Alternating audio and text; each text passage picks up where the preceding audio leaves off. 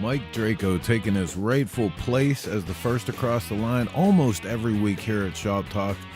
Good to see you here, Mike. Robin Higginbottom right behind him. Hey, this is Chris with Cycle Source Magazine, Grease and Gears TV, Shop Talk getting ready to go live in just 4 minutes and 12 seconds. Chris Knows saying Laconia was a blast. Steve Broyles in from Detroit. Jeffrey Lund, hella fun. Gonna have hella fun tonight. We got one of the principals, the main man in charge, a week out and getting ready for one of the greatest shows on planet Earth for custom motorcycles. Yeah, buddy.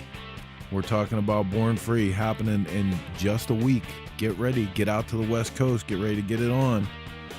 But we got Grant here, man. We're going to take some time and talk about the history of this show, the incredible rise to chopper glory and history that it has become. All kinds of other stuff in the shop tonight, man. We've been wrenching on bikes and getting ready for a big party of our own. Man, you guys are tearing it up tonight. Karen Cafazio, hello, Law Tiger. Everybody's in here. Listen, you can do your part. Don't just be an observer. That chat box, wherever you're watching from, whether it's YouTube, Facebook, what have you, put your comment in there. We'll try to get to you throughout the show. Anthony Robinson in the house. He's sending us coffee, Heather. Look at that. I like coffee. I like coffee right now. We're just about 3 minutes out from starting this one off. Mr. Rob Nussbaum in the house with us.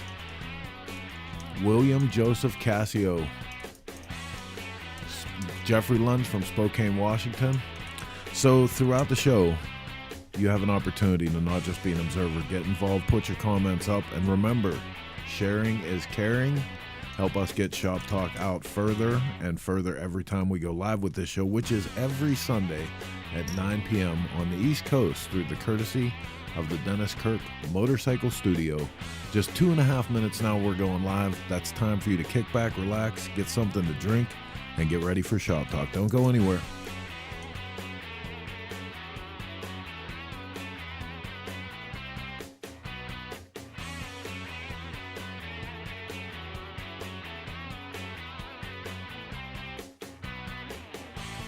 I got to talk about this for a minute. Mike Draco says, we missed you and Heather at Lead Sled's open house.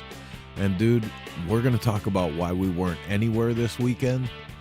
It was one of those, like, we just unplugged because the gods were not in our favor. Everything was against us for a minute, even more than usual. Oh, everybody sending out the Happy Father's Day messages, and everyone out there, Happy Father's Day. If you have done the job of raising a child or in the process of it right now, you deserve a day. You deserve a weekend at least. A weekend. Silence. Stand in the bathroom. Nobody can follow you there. Just 1:40 now and we're going live with this one.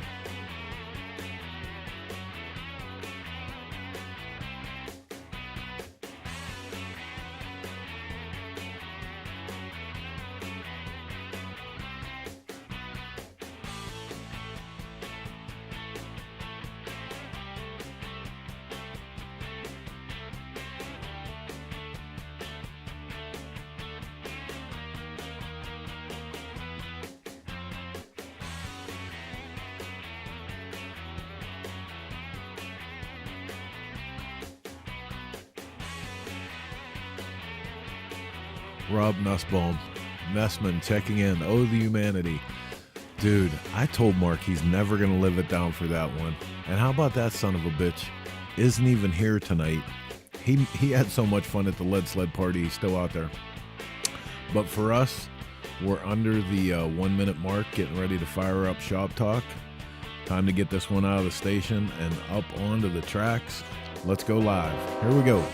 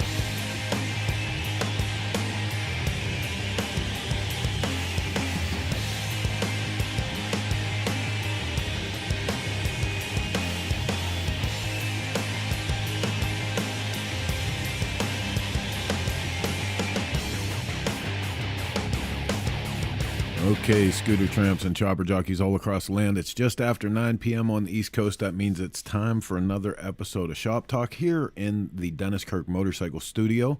I'm your host, Chris Callen with Cycle Source Magazine, and as you can see over my shoulder, Mr. Mark is not in studio tonight, so we have the cardboard cutout. I know everybody's going to be bummed. I thought you were trying to pick his nose for a minute. I'm like, what are you doing? But we do have the cardboard cutout. If you guys are wondering where that came from, one year Mark had a rough time, couldn't make it to Sturgis with us, and we had one made and took him everywhere. He had the best time in Sturgis ever. Really was. Rob Nussbaum, you're killing me tonight. As God is my witness, I thought turkeys could fly. Chris Summer-Simmons in the house with us. And this message, Nicole Schilling, a big shout out to my dad, Edward Schilling, for putting up with me. Thank you for being so patient, understanding, considering I was a rotten child. I love you always, Daddy. Aww. I think that says it all right there, right? I love that she admits she was a rotten child. I think I said that to my dad more than once, too. Oh, I'm still waiting to hear a message like that. Real quick to all of people watching on YouTube, I have no idea why your comments aren't showing up in our stream. I can see them on YouTube. It's live. There's nothing blocking you, but it's just not working. So I'm sorry. We will. I'm going to try and monitor it on the side here, but I may fail. Let's be honest. Lisa Ballard, happy Father's Day. The queen of Chop Cult. The queen of Chop Cult. So I got to spend Father's Day working on the yard and get ready for a party that we're having this weekend. And which is a treat. We don't get a whole lot of time to do yard work, and actually we both really enjoy it. But tell them why we're home for Father's Day. Oh, man. Listen, so we were supposed to go to Laconia, right? Mm-hmm. There was a ton of shit to do to the Sprinter van because I've been ignoring it, driving my 7.3. We do brakes, rotors all around everything. You had to get in the 7.3. I did.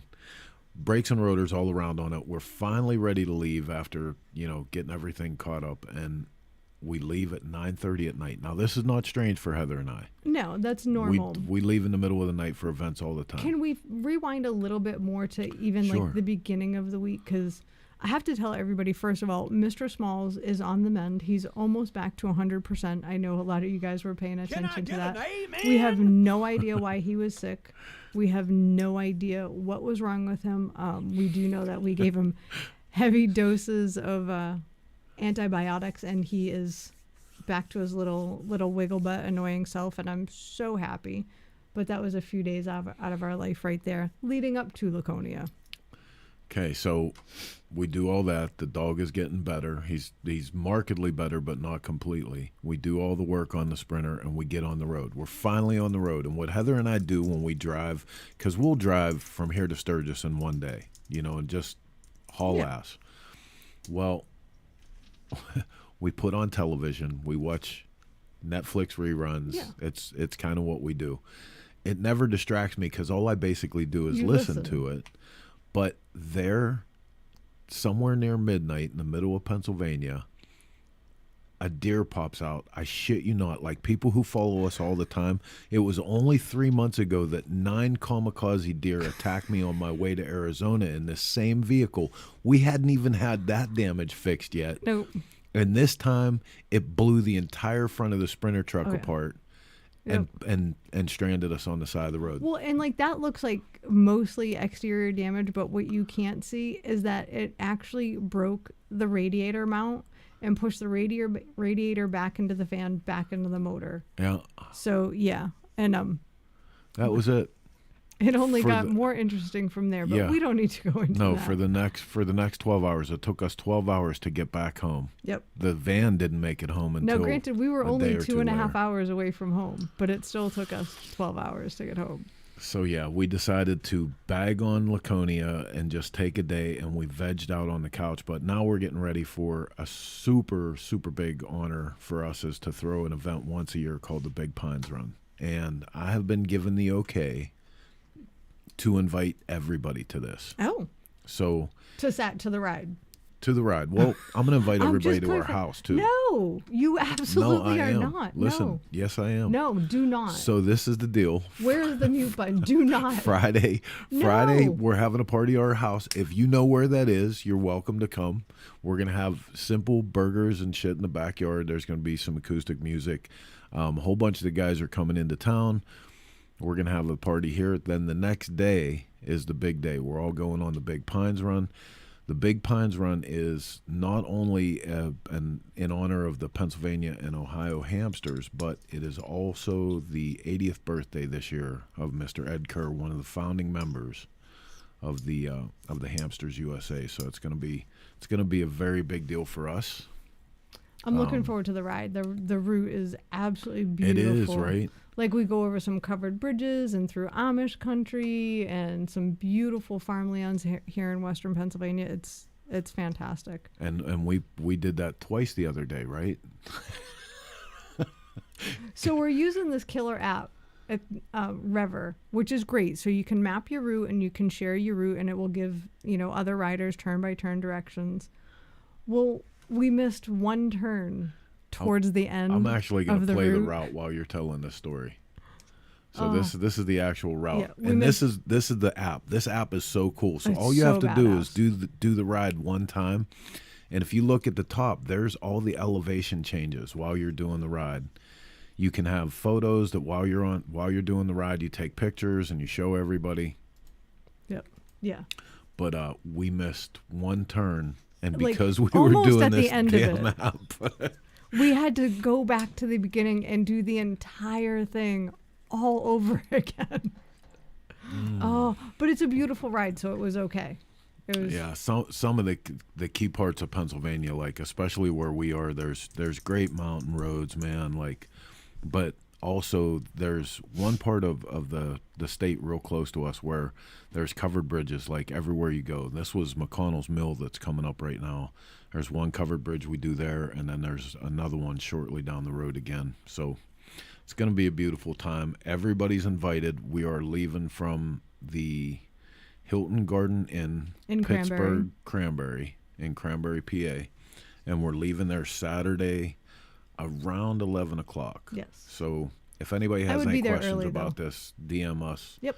Do what the cool kids do. Yeah. Oh, real quick, my mother did remind me that we did not make it up to help her celebrate her birthday. So happy birthday, Miss Judy. I'm sorry we were not there. We tried. We really tried. Honestly did try. Yeah, we never call off, man. Ever. No. 26 years of never calling off, but it's crazy. Lots of stuff to get to tonight. We told you that one of the head men in charge, one of the two principal founding members of Born Free, is on with us tonight, Mr. Grant Peterson, and we're going to get into it with him. But first, let's take a quick look at a cool feature bike. On the other side, we're going to go straight to Grant. Don't go anywhere. You're watching Shop Talk through the courtesy of the Dennis Kirk Motorcycle Studio. Out of Focus is brought to you by Garage Build. Submit your build, share your passion. Powered by Dennis Kirk.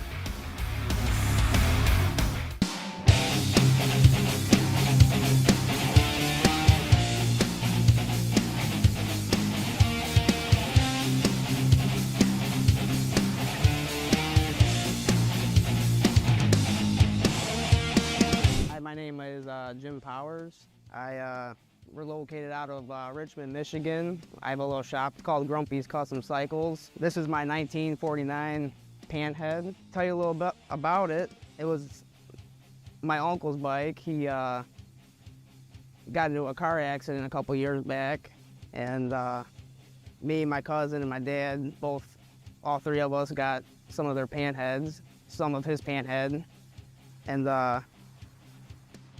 I always wanted to build a chopper, so I figured this bike would be the perfect bike to do so.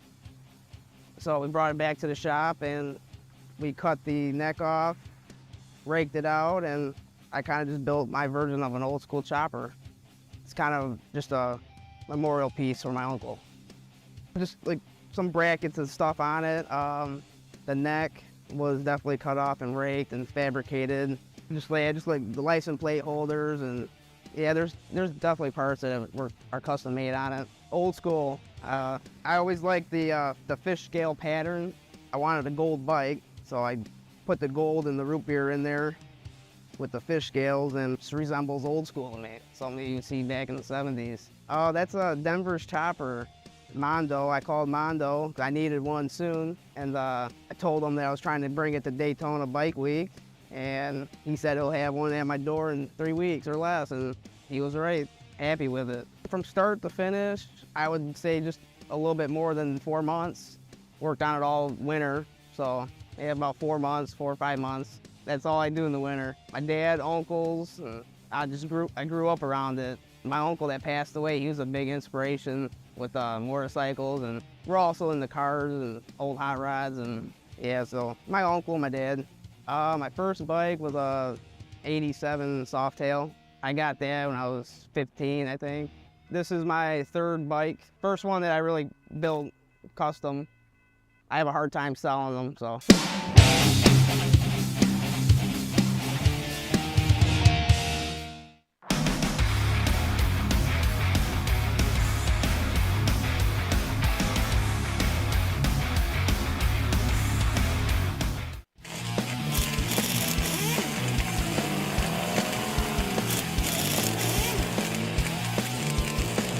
Thing standing between you and the open road is some garage time with the right parts and accessories to make your motorcycle roar. And that's why riders everywhere choose DennisKirk.com, the one stop you need to get your Harley back on the road. Our knowledgeable tech staff will help you navigate our more than 185,000 parts, apparel, and accessories that are ready to ship today, with free shipping on all orders over $89. So tune up your ride and get ready for the next adventure.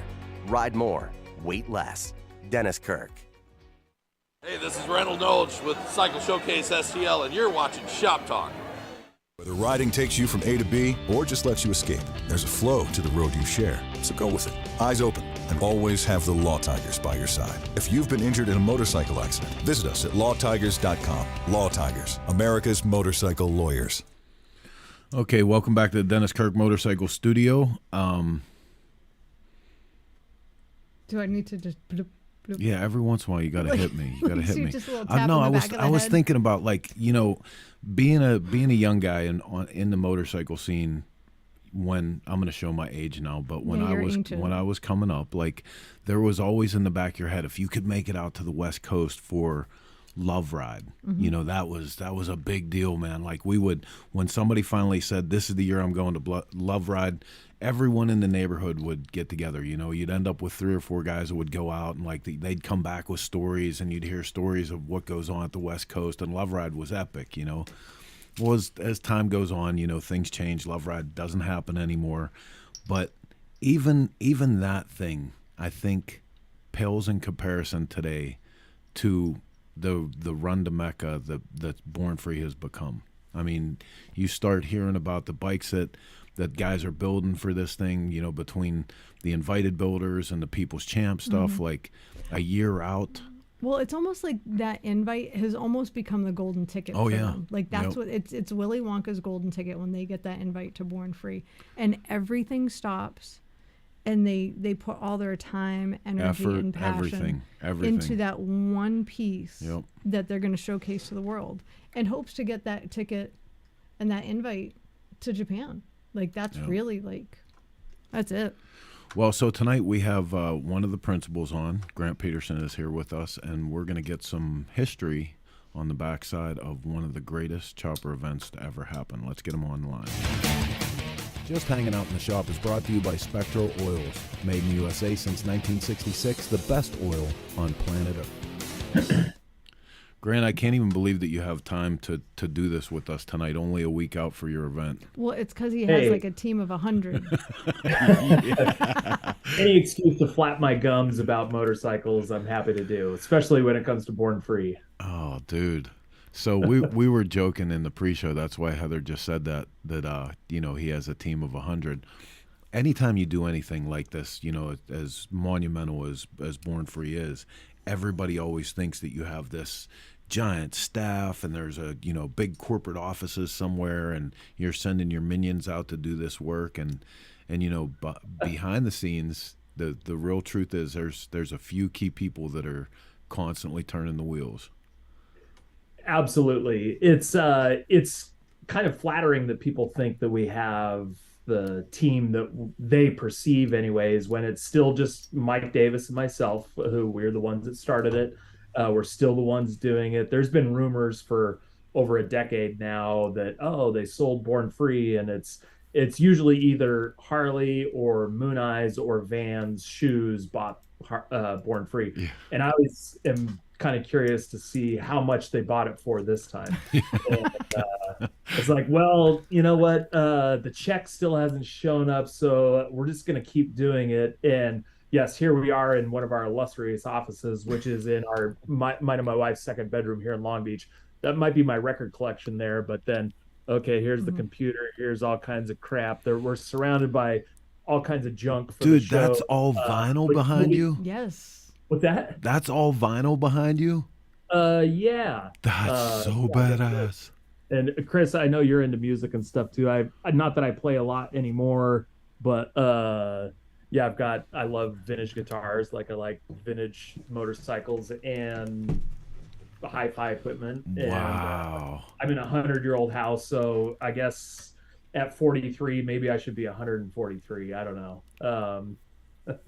But yeah, Born Free is still trucking after. Well, this is our 14th event coming up next weekend. It would have been 15 if the world had ended, but okay, we're just happy to be doing it again and to have everybody back. And yeah, same place we've been the last 11 years, behind Irvine Lake in Orange County, California. And fortunate to have such a neat spot in otherwise just wall-to-wall concrete and asphalt Southern California. I don't know, that the spot that where we've got the show really does kind of feel a little bit different. It feels like you're out of town, but you're 15 minutes away from Disneyland or whatever. But and we've needed more space forever, but we don't know where to move it that would help like the feel. I was just gonna say, sometimes more space takes away that vibe. Yeah. Like, Absolutely. it's the closeness and the intimacy of it that makes it so special. And if you spread out, you might lose that. Yeah, we wouldn't want to just be in an asphalt parking lot like at Pomona Fairgrounds or something like that, which is kind of one of the only options to have more space. We have probably 10 workable acres that we fill with motorcycles and vendors. That's all within like the show, the fence. I think the rest of the 17-acre property is the dirt lot where cars and general parking is. And so we get still every year 3,500 bikes or so inside the gate every day. Within the show, there's 4,000 to 6,000 in the parking lot with the cars that just rode in, and then we'll walk through general admission, and we still get 25 to 30,000 people over the Saturday and Sunday of Born Free. And it still just blows our mind because I don't know, when we started it, it was just a glorified barbecue. And we knew if we could get our friends together that had cool bikes, we would just have a fun little get together, because we would go to some of these bigger shows at the time. And again, think 15, 16 years ago, 17 years ago, the kind of shows, even in Southern California, where car and motorcycle culture is huge and always has been, some of these big events, they weren't really for the bikes that me and my friends liked. And again, I guess that put me at the time still like mid to late 20s, and we were really into 60s, 70s, and even like late 50s style choppers. That was really what we were super passionate about. And we would have barbecues at friends' houses, and there'd be a dozen bikes lined out on the curb, and we'd be like, oh man, there's more bikes here that we like than at brand A whatever big show. And of course we're biased and we're kind of snobby about the bikes and whatever, but it was our deal and we were having fun. And we just knew if we could get a lot of the people that with these bikes together for one day, which is hard in Southern California because there's so many distractions. Okay, whatever this weekend, there's going to be something next weekend, and there's going to be something next month, and maybe I don't feel like driving 15 miles down the road or riding 15 miles down the road to do this. They're super spoiled, way too many things to choose to do from. So that was our big obstacle in getting this thing off the ground. And the first one, we threw it in September, which when most of the rest of the country is cooling down for fall, Southern California is actually blazing. It was probably 102 degrees that day. And we were in a tiny little industrial complex parking lot where a friend had a Triumph shop and another friend of ours had a hot rod shop. And somehow or another, we were able to commandeer the parking lot for this Saturday. We had a bunch of pickled eggs and and that was it. We rebadged some vintage trophies and kind of like, oh, we had this thing. And I mean, and this was 30 days. This was in 2009. This was your first poster, right? You sent this over for us. Yep. And so great. Yeah, I think our buddy Harpoon. So that's my shovelhead at the time, which I still own on the left. That's our friend Harpoon, the custom painter's bike in the middle, and then my partner Mike Davis's bike on the right, a pre-unit Triumph he had at the time. And I can't remember if I did this flyer or maybe Harpoon did. I used to do a lot of Photoshop stuff, and so a little known fact about Born Free, it's not called that just because it was free originally, which was free for 5 years. Born Free is the combination of my partner Mike Davis's then t-shirt brand. And again, we were just making the shirts that we couldn't go buy. There wasn't this big influx of like chopper shirts and stuff you could buy. Right. And his thing was, and again, this is all blog based stuff. This was before Facebook and before Instagram, and Mike Davis's Born Loser blog, which I believe is still active. He's a holdout. And then Harpoon and we had a brand called Freedom Machinery and Accessories, or FMA. And that's where Born Free comes from. Kind of lost in the shuffle of time. But that's great, dude. But like honestly, I've never got that part of it. I never put that together. No, we're just like, yeah, it's funny because I mean, I think some of us think that everybody should know that, but I've realized as the show's grown and we get new people every year and that are just as excited as the people we had in the first few years, that these, and maybe it doesn't really matter, but you know, you look on social media and stuff, and there's people's interpretations and people feel ownership, and you know, there's no such thing as bad publicity, but we did start charging year 6 because we had to really revamp things and really reinvest in the show for it to continue. Hey, that's a fun transition, right? Because for 8 years, Cycle Source magazine was free until I got up to like 742 distribution locations, and I put the ungodly price of $1.25 on it. Dude, I got death threats. Like I can't imagine what you went through. It was pretty rough. I will say the real reason we started doing it is Born Free 5. There was a heat wave across the whole country, let alone out west. And usually, historically, June in California is still pretty mild. We have June gloom, which is actually back this year for the first time in probably about a decade, and where it's 60s and overcast, and we get the marine layer from the coast. And I love it because it's going to get hot at some point. And again, September, October is really hot in California. Yeah. So Born Free 5, it was still one day, which I have a hard time even going back to think about the craziness that it was one day. And we had this heat wave. 9 of our invited builders were late. We had some rules about the invited builder program at the time. And then the morning of the show, where the property is in Orange County in Silverado Canyon or Santiago Canyon Road, is one way in, one way out.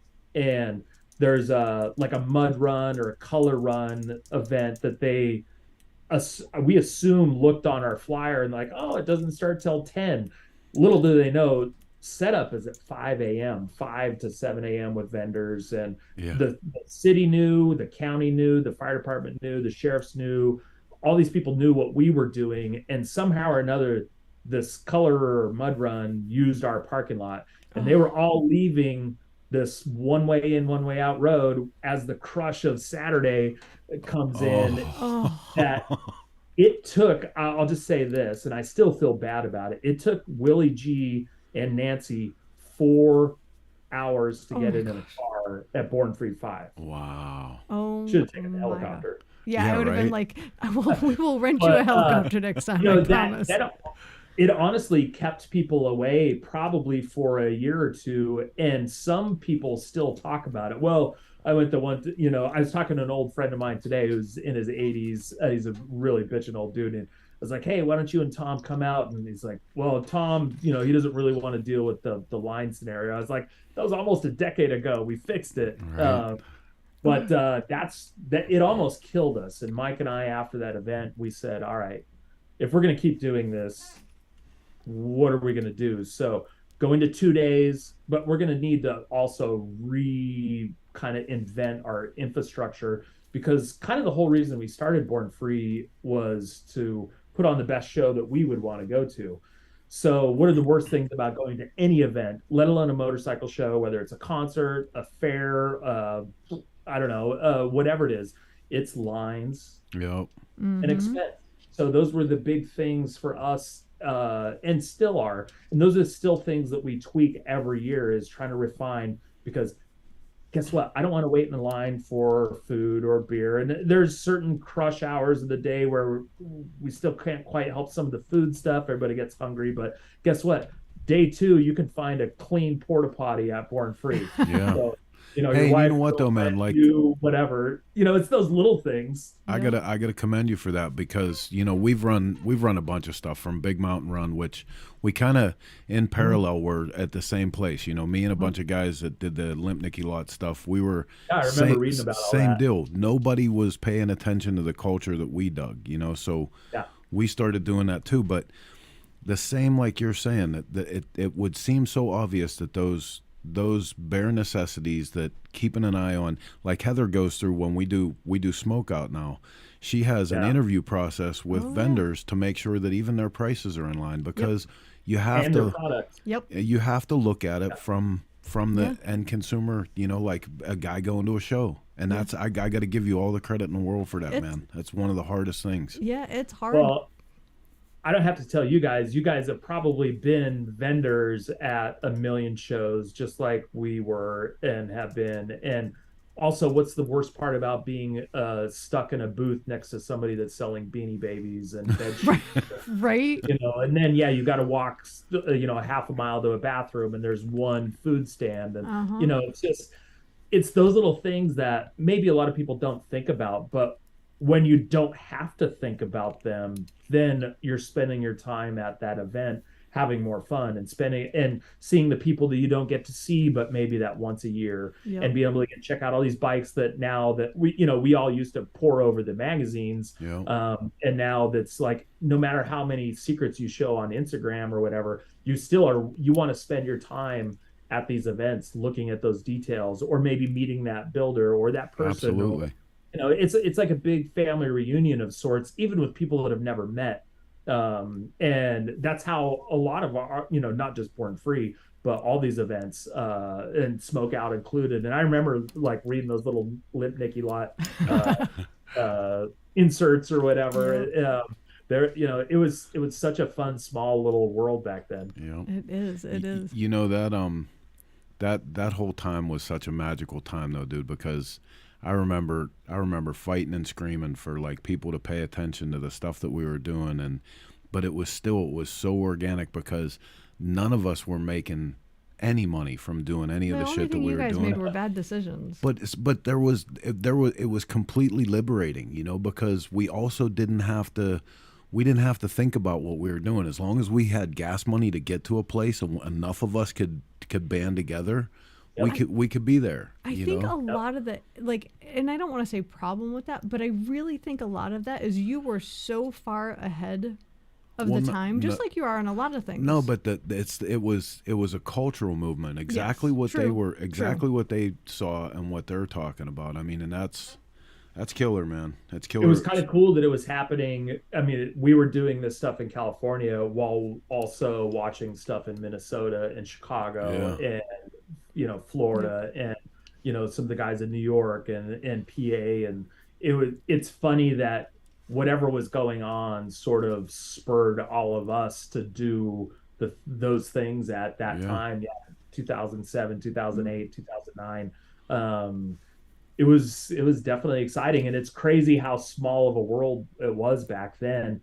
I mean, the world is an even smaller place now, I think, with social media, but it's amazing how, eye to eye, so many of us were with what we wanted and what we wanted to accomplish in the bikes and all of that back then. Isn't it amazing though, as far as the bikes go?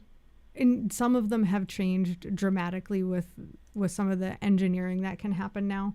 But for the most part, you can take a bike today that you absolutely love that somebody just built, and you could have seen it 17 years ago. You could have seen it 40 years ago. Yeah. Yep. It's just still cool. Yep. And I love that about this community. Well, and one of the things I really, really love that you guys have done over the years is how many very, very talented builders you introduce to the entire world. You know, because like I think of some of the names that have come out of that show that, you know, literally almost nobody, if anyone at all, knew them until they were on a national stage at Born Free. It's a challenge. It's that's one of our biggest, I don't know if it's a challenge or a hurdle. I don't want to say it's something negative, but it's hard now to find those guys and girls because there are now so many people doing so many things, where it used to be a little bit easier just because that world was smaller. We knew, you know, you'd read Cycle Source or you'd read Street Chopper, you know, or this blog or that blog, and you really could kind of handpick those top of the crop folks down.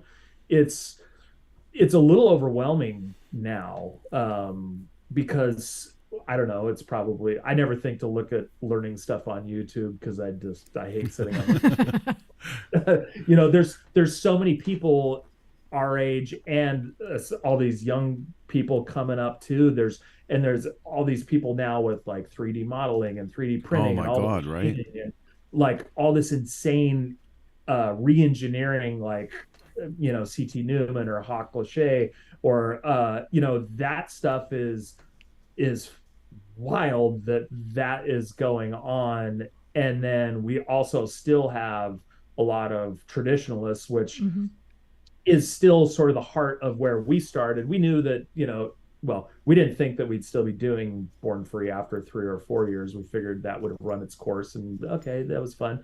Never would have thought I would be sitting here again 15 years later talking to you guys on a computer about this, streaming over the internet.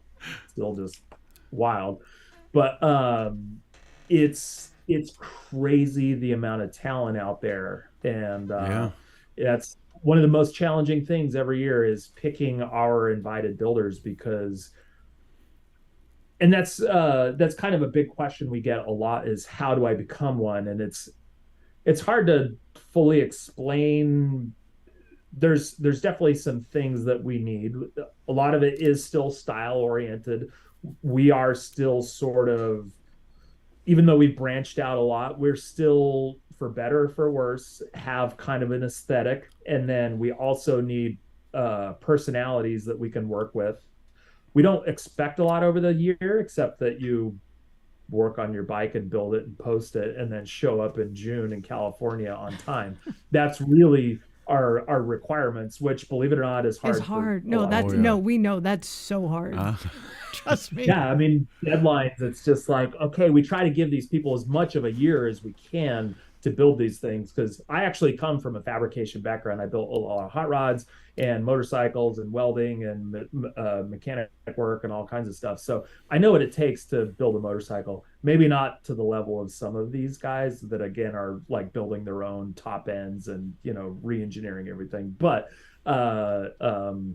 so we have an idea of what goes into that, and we know where people kind of need to be throughout the year in the builder process. And so those are two big things. And then, believe it or not, people still think that we're really California centric on our builders, which we've tried exceptionally hard for a long time to really look outside of California. And yes, for years it was probably pretty West Coast heavy, but I'll also defend that, where maybe they, during that time, and let's say maybe 10 years ago, there were still sort of leading some of that, and I could be totally wrong. Again, it's just kind of where I live, even though I do get around, and we try to really keep our eyes and ears open to what people are doing. It's hard. I mean, California is a big trip for East Coast people, and that's a big commitment in time and money. But also, one of the things that we found is some of the most talented builders out there are so bad at self-promotion and so bad at social media that you really have to look for them. They're terrible at it. Ding, ding, ding, ding. Absolutely. They're horrible. And some of my very best friends are that way, that still have, that I've worked for in fabrication shops, not only out here, but all over the country. And some of these people that are the most talented are also the worst business owners. You know, they should literally have somebody managing their shop while they can just sit back there and, you know, shape sheet metal and weld and be creative. And yes, horrible at social media. So luckily, I actually feel really proud of, and I think Mike would back me up on this year too. We have, we usually have right around 30 invited builders, and this year, I would say for the most part, they've been killing it. Usually it's like we have a third that's really on top of it, a third that you kind of know what's going on, and then another third that's like, are they even builders? What are they doing again? And it's despite all of our pep talks, and when we invite somebody, we outline these things that we require of being a builder. And of all aspects of the show, in total of Born Free, the one thing that we can say absolutely for certain, again, in all aspects of the show, is that the invited builders that post the most get the most out of it. And it's not the days where, and again, you guys probably know what I'm talking about because I worked in magazines for 10 years in cars and motorcycles, and you used to kind of hold back your secrets and wait for that hopeful magazine feature to be like, wow, how do you like me now? Like, I'm king of the world. But that doesn't work anymore. No. And we've literally found in Born Free 4, Matt Olson from Aberdeen, South Dakota, Carl's Cycle Supply. Matt Olson built a knucklehead, and this was still pre-social media. He sent us so many photos and so many updates that we gave him the password to our blog. We're like, just go for it. There's no way we can keep up with this. And guess what?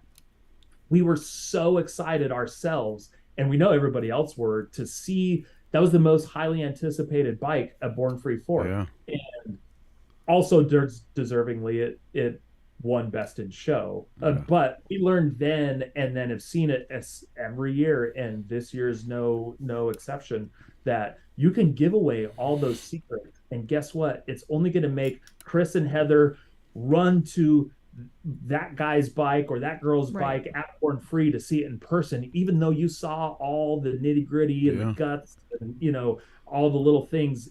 It fires people up, and walk right past Brand A's bike that maybe didn't post anything, that might be a name or whatever, and go look at these people's bikes that shared everything, because they're living vicariously through these daily posts or, you know, weekly posts or whatever now. And it's wild. You know, you guys and I, and probably a lot of people watching, Rob Nussbaum and Lisa Ballard and these other people that were on the comments in the intro, you know, we're fortunate to be part of this worldwide community, but there's still so many people that love what we are all doing in this motorcycle world, but don't really have any stake in it. They don't have a bike, or maybe they don't know how to wrench or whatever, and they're living vicariously through all of this. And it's really important to give those people these things. And that's probably one of the better things about social media, and that you can just, you know, it's probably also one of the worst, because there's just too much information on there with some stuff. But when it comes to this, it really does energize people that come to our events, and I'm sure everybody else's. No, you know, that's even with what we do with the magazine and media in general. We tell people all the time, we preach that whole gospel about, hey, there's if you could see the media stream flowing above you that's going by every second of every day of social media, it would block out the sun. And if you're going to put one piece up there and go, Huh, wonder how that's doing. How's this one piece is gonna make the rest of my life. Happen. Yeah, it doesn't work that way. You got it. You just get blown over. Yeah. Get involved, man. Yeah. Yeah, absolutely. It's really funny because in the early days of the blog, we used to have especially art contests for Born Free, and then we had video contests, and it was before everybody had iPhones with cameras and stuff. So you had to have a little bit more dedicated equipment. We had writing contests, painting contests, and literally it was just to get those people. We didn't realize it at the time, but we quickly found out that there are tons of people that want to get involved, that are passionate about what us or you guys are doing, that want to kind of feel a part of it, but don't have a bike or don't know how to work on bikes, or maybe can't afford one or whatever. But guess what? They're a graphic designer, or they're they're way into video or whatever. And that was really, really cool back then to get a lot of those submissions. And it's these people that just really want to feel a part of the community. And that was really special. Well, I think that that leads us into talking about, how you guys started as part of the community. In this motorcycle particular, you talked about your shovel head. Yeah, which that was my first Harley. I borrowed $4,000 from my girlfriend, who's now my wife. She's in the kitchen right now. We've been together 18 years now, and I bought that off of Craigslist in Southern California. Rode it home. It smoked a little bit. The owner was like, "Well, I discounted it because you're going to need to do a top end." And little did he know, I didn't have the money to do the top end. I didn't even have the money to buy the bike. I actually only paid my wife back a couple of years ago. But I was working in hot rod shops at the time here in Southern California, and I grew up riding dirt bikes. My dad taught myself and my siblings and everybody in the neighborhood really how to ride. So I've been riding since I was 6. But my great-grandpa actually got killed on a Survey car in '54. Oh. He was a motorcycle officer in Salt Lake City. And so after that, nobody rode on the street, but nobody said that you couldn't ride motorcycles in our family. And so my dad and his cousins, they all rode dirt bikes, and we grew up riding dirt bikes. And then when I bought this shovel head, it was about 17 years ago. And I had friends that were way into, again, like 50, 60 style choppers, like my buddy Harpoon, the painter. And it was just one of those things that I never, ever thought I would have a Harley Davidson. It just seemed so unattainable. And so I played around with it while I was swing arm, and it was a full dresser. Even though it's an FXEF, it was like 16s. It looked like, an FLH. And so I started peeling stuff off here and there and changing it just with what budget would allow. And then one day at the Long Beach swap meet, I bought a panhead rigid rear section and a 19-inch star hub wheel. And those two things I didn't really set out to build the orange bike the way it is, kind of skinny and narrow and stuff. But that rear wheel really kind of dictated a lot of changes. And so I hardtailed the shovel head frame with that. And then, just kind of went from there. I narrowed the Sportster tank 1.5 inches and the rear fender, which is actually an early Sportster fender. And I narrowed the taillight and the bezel. Yeah, dude, I was looking at that. That's trick. That's trick as shit. I know. I wish I'll have to send you a rear shot of it. It's one thing that I still am kind of proud of, because it's hard to do anything that's different anymore. Even before I even owned this motorcycle, it seemed like everything had been done. But I built the pipes, did all the framework, all the sheet metal work, sissy bar and all that. And it's still a bike. It's 74 inch. It's a 78. And I did everything on it. And it's one of those bikes that I get on, and I don't ride it enough these days, but when I get on it, it's like strap it into a pair of boots or an old pair of gloves that you've had forever. I just get on that thing, and it I love it. I love riding that motorcycle, and I'll never sell it. I mean, what good's a cone shovel to sell me unless I was going to lose my house or something. So it's a forever bike, and something I'm still very proud of. So I'm guessing, and I don't know how old you are, and you don't have to tell me, but I'm guessing you were in your 20s when you did that. So that's one thing I noticed So you were in your 20s when you did that, and you were saying that you had to borrow the money to buy that bike. That's one thing I noticed that's very different about today. There are so many 20-year-olds now that have knuckleheads and panheads. Oh my when God. we were that age, that was not happening. Yeah, how in the hell are they getting these knuckleheads, man? I'm 52 and I still can't get one. Yeah. It's like, do I want to eat lunch or buy motorcycle parts at that time? And I should have been sponsored by Del Taco out here. That was like my one meal a day when I moved to California. That's funny. So I have to ask, man, first of all, we need to, at one point here, we're going to have to come back and talk about these records. Me and Chris Simmons. Sure. Chris Simmons is I thought Chris was on that too. I usually see them at the Mecum auction or some of the AMCA road runs. So hi, Chris. So Professional Monkey, first of all, there's a few comments here. Professional Monkey says that you're his spirit animal. Rob Nussbaum. You need to set your height. Almost died over the rear wheel. What's that? Set his heights a little higher. But everybody's giving you guys mad props for what you've done with the event over the years. Thanks for what you do for the culture. But I want to know, because I know, like, sometimes I'll look back on things that we've done, and like at the end of the night of Smoke Out this year, of Friday night, when everything, the chaos everybody started going to bed, Heather and I took a minute and we were looking over the whole grounds of it, and it was like, wow, this is a part of motorcycle history. What was the year, because you go through that thing of the first couple years, you don't know if it's what's going to happen. You don't even expect that you're throwing a thing that you and your buddies dig. What's the part where you finally realize that you guys were setting down motorcycle history? I've been pretty cognitive of it for quite a while, and there's some definite benchmarks along the way that I'm still very, very thankful for. And I'll still say this, I say it every year. There's probably people around me that are sick of hearing me say it, but Born Free is nothing without the people that come, and would never have been anything without the people that showed up. So, and it's still very much that way. We owe so much to every person, whether you're on a bike or in a car or whatever, that comes to Born Free. And I will always maintain that, have always been vocal about that, because Born Free, and even talking with Heather earlier today, she's like, oh, send me some pictures of you and this and that and the other. Is like, we don't really ever make Born Free about Mike or myself. We give everybody an outlet to do this, but so the first one that we talked about with the barbecue, where it was just kind of for fun, was great. The Born Free 2 here, not far from my house in Long Beach, it was in Signal Hill.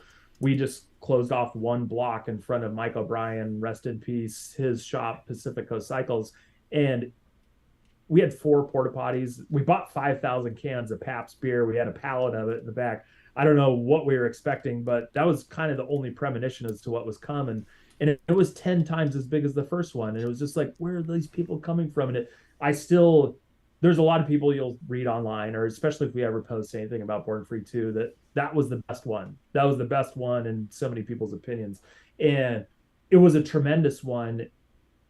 For years after that, it doubled in size, and there's still so many special years. And one of the things that really stuck to my mind, that I knew that we were doing something that almost even regardless of how the show or the event is when I'd follow these guys.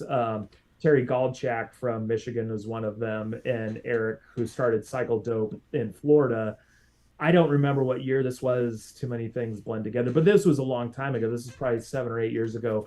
Eric was riding a 48 Panhead from South Florida. Terry was riding from Michigan on, I should know what bike he was on, but I don't quite remember. And they linked up at some point across the country, riding to our rinky-dink event in California. It persuaded both of these guys enough to take 3 weeks, probably. I think 17 days is the minimum I've heard from coast to coast while taking the event in. And we've been fortunate too, and I've said this forever, that Born Free wouldn't have been what it is if it wasn't on the West Coast, because it's still such a destination for so many people, and that's been very beneficial to us, because it's, again, even regardless of Born Free, it's kind of a bucket list thing. So here these two guys are that didn't know each other at the time, coming from different parts of the East Coast, and then linking up and riding together to Born Free, and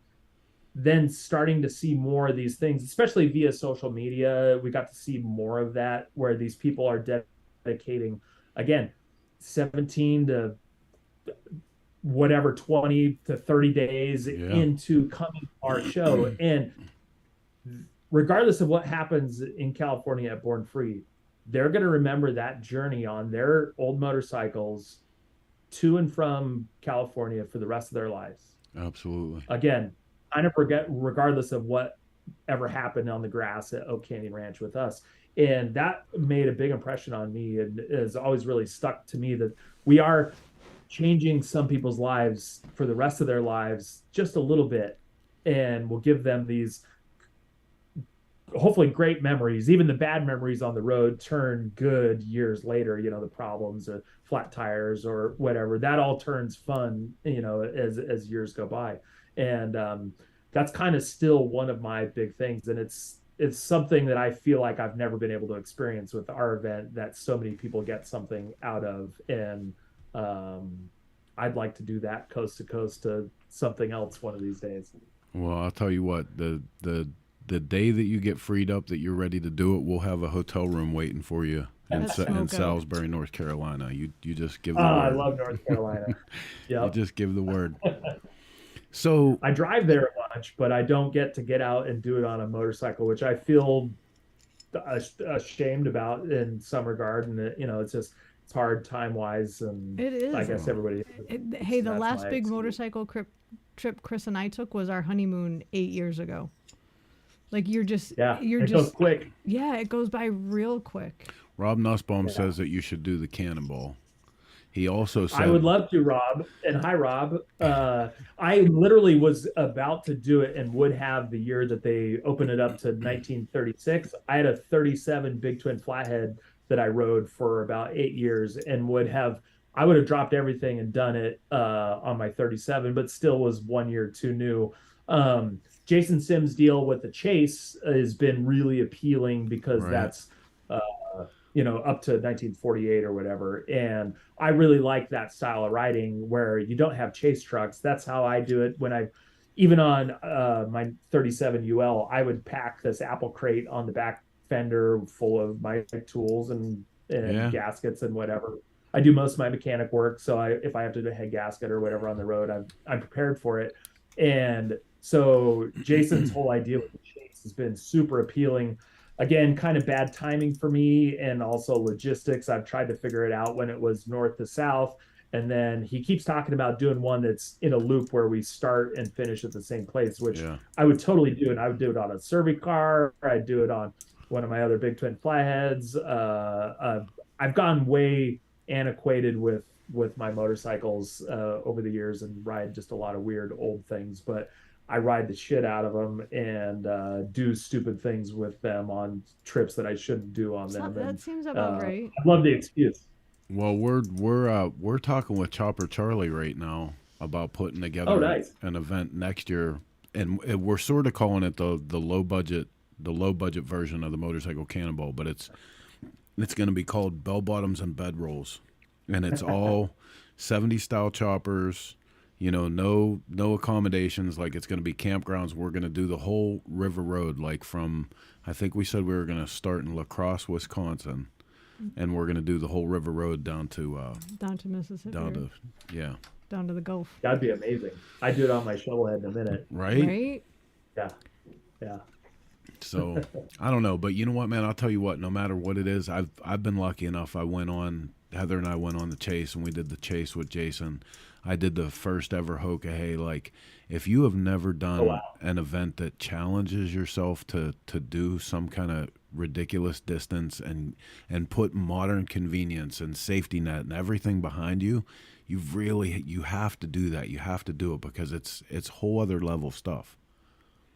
I love that. And I've done it not for events exactly. I've done it by myself, like riding my 37 UL from LA to Lake Tahoe to do one of the AMCA road runs 5 years ago. Right on. Packed all my stuff, rode up there, did the road runs, and then rode home. And all the stuff I do on my Servi car too, which is still a bit ridiculous. I've done, this sounds probably stupid to a lot of people, that doing 100 or 150 miles a day on a motorcycle is a lot, but doing it on, there you go, a 45-inch flathead that weighs 1,000,000 pounds, that's not for touring. No. I've done a lot of that. I did that. Actually, I bought that on the way to Wasion, Ohio swap meet last year. I bought it from a friend in Oklahoma. It's a Pueblo, Colorado former police bike. It's a 47 Servi car. I took it to my buddy Mike Silvio's place in Northeast Tennessee. Yeah. We thrashed on it. It'd been sitting, I don't know, 30 or 40 years. We got it going, and Matt Waxler was coming up from Wheels Through Time, and a couple of our buddies were there. And we've been going on rides around Silvio's place before Wasion the last couple of years, and planning on doing it again. And just fired it up. Didn't even know if it charged or not. And everybody's bikes were running. We're like, oh, we're going to go for a 30-mile ride on these killer log roads around his area that is still one of my most favorite places to ride.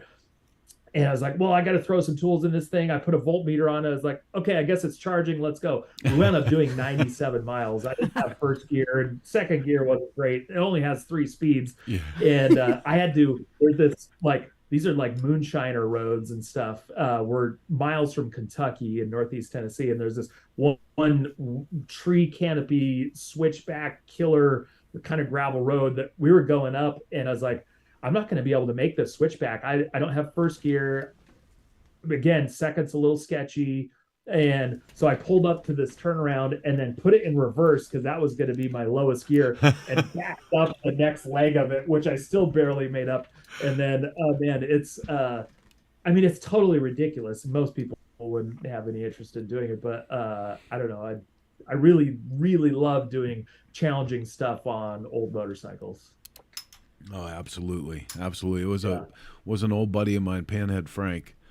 The first time I ever took my 49 Panhead on Big Mountain Run, we would always meet a whole group of guys in West Virginia. We'd go from West Virginia down to North Carolina, and that's where we would start the whole deal, actually at Wheels Through Time. And I had just got my 49 Panhead done, and I waited my whole life to build a bike like this.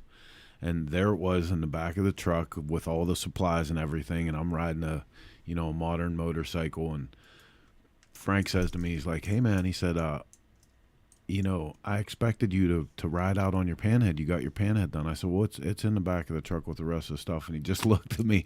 I'll never forget this to this day. He goes, that's why I'm Panhead Frank and you're just Chris. And I was like, I pulled the bike out of the back of the truck and I rode it for the whole rest of the time, rode it all through Big Mountain Run, rode it back home, rode the Dragon with it. I was like, never again am I going to be just Chris. That's amazing. But it's that kind of thing that, people don't really realize, and I'm sure that totally changed your outlook on antique motorcycles. Yeah. They're very capable if put together right, and if you're just kind of in tune with also how you have to ride them, they'll do almost anything, and you probably almost never put it in a trailer ever again after that, huh? No, and I mean that's the thing, dude. Like I got a level of respect when I ride my Panhead. I ride it completely different than I do my Shovelhead, and I ride that completely different from like when I'm ripping around on one of the little Sportsters or something. The Panhead, I'm never in a hurry on it. I'm never trying to do anything goofy. It is what it is, and if everybody wants to blow past me all day long, I make sure I know where everyone's going, and I'll end up there too, and that's fine. There's an art to going slow. Yep. Yes, absolutely. It's one of the things that I've learned in the last handful of years, especially with these Servi cars and stuff, which again, don't ask me why I like them so much, but Heather wants one bad. I want one in the worst way. So in Orange County, where Mike and I had our shop, which we unfortunately closed a year and a half ago when he moved, I found the red Cervicar, which I actually bought from Bill Bryant from Biltwell. And I had one prior to that I didn't ever give a chance, and it was just in the way. And again, the thing in Southern California that we don't have is space. Space is too expensive. So the Cervicar, which was a killer 48, was just in the way. And so I'd sold it. It actually went to England, and Bill had this red original paint 47 in the back of his Toyota Tundra at an event we did right before the world went to shit. And I was like, oh, I love it. And I'm having this talk to myself. I'm like, okay, Grant, if you buy this thing, you actually have to use it. Because remember, otherwise it's just in the way. So I'm having this conversation. I'm like, Bill, and we make a deal. And so I got it back to the shop and I had to use it. So I would get to the shop, I'd roll the back door up, I'd push the Cervicar out, and I would go to lunch with it. I'd go to the post office, I'd go to Home Depot, I'd run all my errands on the thing where I would normally drive, a vehicle. And it literally turned into the bike that I ride the most. And I don't know, I've got 10 or 15 bikes, I'm not sure. And that Cervicar turned to the bike that I ride the most, which is preposterous to most people, but it's so much fun, and it turns these mundane errands. And again, it's not super fun to ride in Southern California anymore, just with there's 20 million people out here trying to kill you, and I'm not as young as I used to be. We used to love splitting lanes, going to LA, going to shows, and our choppers, jockey shift, no front brake, just like riding the ridges on the 101. It's ridiculous to think about now, but riding this Cervicar, there's Clyde, rest in peace. He was a guy. It's really been a ton of fun. And I put 1,100 miles on it a year, which again, doesn't sound like a lot, but again, you're at 35, 40 miles an hour. I've gone up to 67 miles an hour on that red one, believe it or not. That's great. I love old bikes. I really have no desire to have new motorcycles. I don't know if that's because I've spent too much time with him. I'm lucky she likes old things. I just don't think the new bikes have they just don't have the soul. And I know somebody will buy them and they will put that into them. It's just not there. I realized that, there's obviously a pot for every lid, and new bikes are there for a reason of all kinds. And I truly like motorcycles. I really do. I enjoy riding stuff that I might not ever buy or would ever even think about. My ideas have been challenged along the years, and I really do like motorcycles. But the thing that I've found out over the last, decade especially, is that I really like the machines and the mechanical part of it, and which has sort of always been a part of my life with the old cars and, again, all the old stuff that's around me. And I love doing the stuff on these things that people think you can or you can't or shouldn't do. And we've been racing them. I've done the Trog events 8 times. We have a little group here in Southern California. Our friend Meatball puts on these Hell on Wheels races out at Glen Helen a lot. That's me in Paris, California. That's a 1929 Harley JDH 2 cam. That was a lot of fun. We do hill climbs, flat tracks, TTs, which TTs and hill climbs are now my favorite. I'm not really good at flat track. Growing up riding dirt bikes, I like right turns. I like jumps. I like the challenging parts of that, scrambles. And we recently did the Biltwell 100 on our vintage bikes, where my partner, Mike Davis, actually talked Bill Bryant into basically us having our own class. He said, if you can get 20 to 25 people on, we sort of settled on a pre-60 American class. Because there's a lot of vintage dirt bikes and a lot of vintage Triumphs and that kind of stuff that do a lot of these things, which is great. They're very capable and kind of easy bikes to do these events on. But so I did it on my 1948 45, which actually puts out 39.5 rear wheel horsepower, which I'm quite proud of, and it's a lot of fun. But we did this 25-mile desert race, and there's some of our buddies on JDs, 45s, and then a couple of K models. And we had, I think, 17 guys do this in our class. and it was so much fun. It was brutal and awesome and challenging and brutal. And that's us doing the hill climb. We were doing it side by side. That's actually Mike Davis, my partner with Born Free, on his panhead that he's still got me. That's awesome. 37 UL. You don't get the height or the perspective of the steepness of the hill in that picture, but that's still rad. I don't know. I mean, you think about it, that's all these people had for years and years and years. And these bikes, again, if you're dumb enough and if you equip them right, you can do all these things on them. And it's really, really fun. And that's kind of really what is cool now. And a lot of things in hot rodding and motorcycling too, with vintage stuff, is there's a lot of these events that you can actually go and use your vehicle or your bike at. And it's not just static show, which here I am putting on a static show, but the really fun part now is getting out and really using these things. Oh, everything is participation based now, and that's the best part. Like you're not just watching, you're joining in. That's what it's about. I think that's something that changed the same time that we were talking about how the culture was changing under a bunch of us for the types of bikes.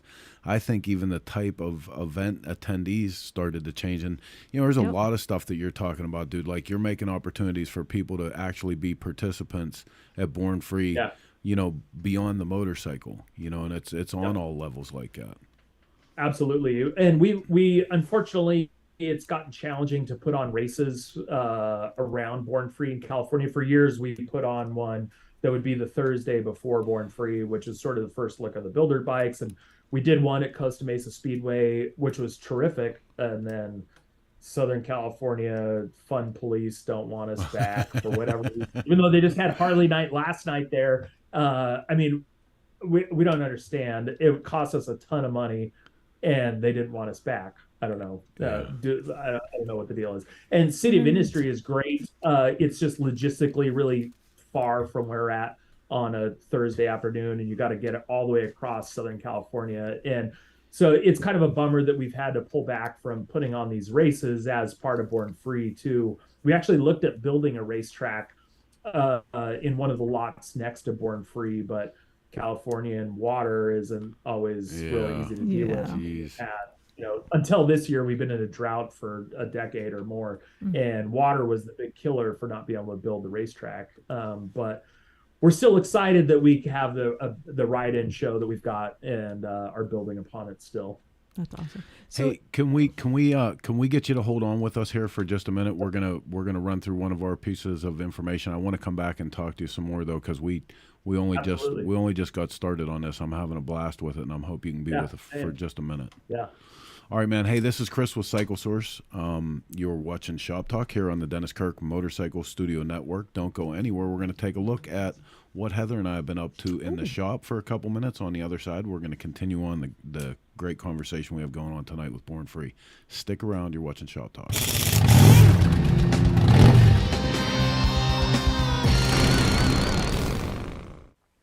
Hey, what's up? It's Chris with Cycle Source Magazine, Grease and Gears TV, and we're in the Grease and Gears garage today.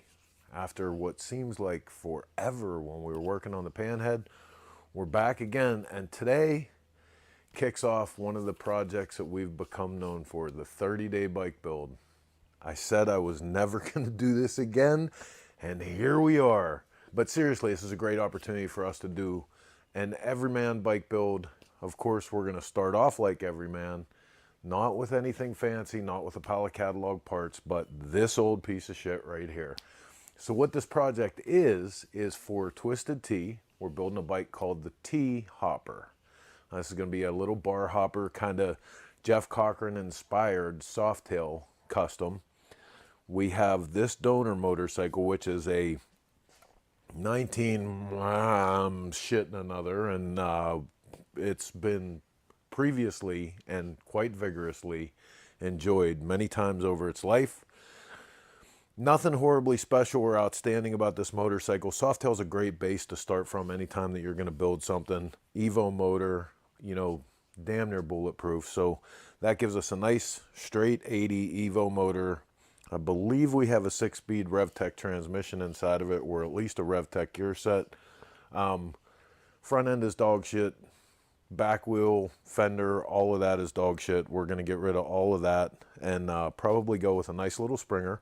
We are going to keep the soft tail swing arm style frame, but like I said, we're going to do like Jeff does, cut off the frame horns, get a little spring seat on there, get a rigid mounted fender the way he does his bike, and you know, get rid of all this floorboard hokey crap and put some cool controls on there, little gas tank, get this thing painted up, because this is the 30-day bike build. We have to be in Sturgis with this motorcycle ready to give away for one of you guys. So let's get cracking.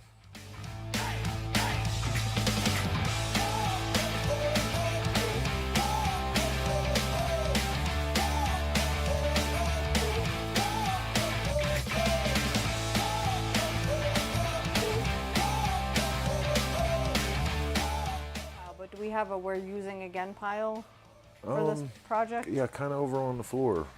That's everything. Well, Okay then. commandment number 1.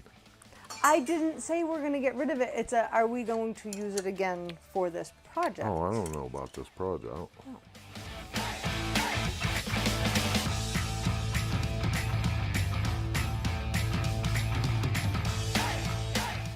I think we're good for now, huh? I need to bust off the rest of the primary. We'll get the motor and transmission out. Looks like these top rocker box covers could be replaced. And it pains me to say this, but the chrome is really messed up on this nose cone cover, on the cam cover. So we're gonna have to get that off, get a new one on there. We did hear the motor run, so we know the motor's okay. It's got a Super E carburetor on it. Just gonna leave that alone, gonna leave the transmission alone. Gonna leave the stock shocks, and I believe they have, Is that I think it's a White Brothers drop, a lowering kit, so nice? that's good.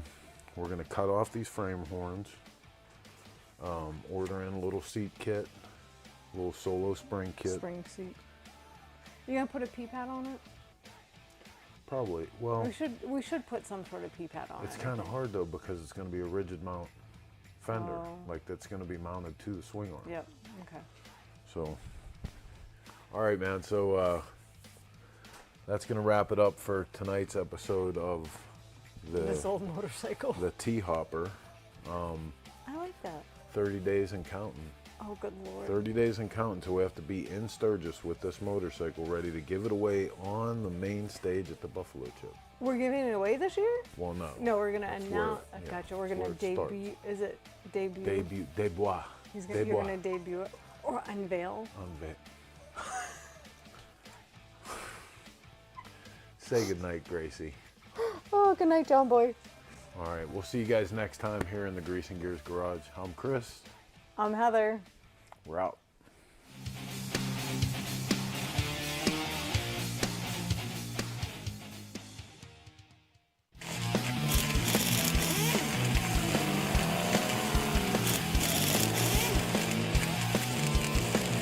Hey, I'm Ron Fleener, All right. Knoxville, Tennessee. Okay, we dropped it. Please Color Factory, you're watching Shop Talk. Renamed him.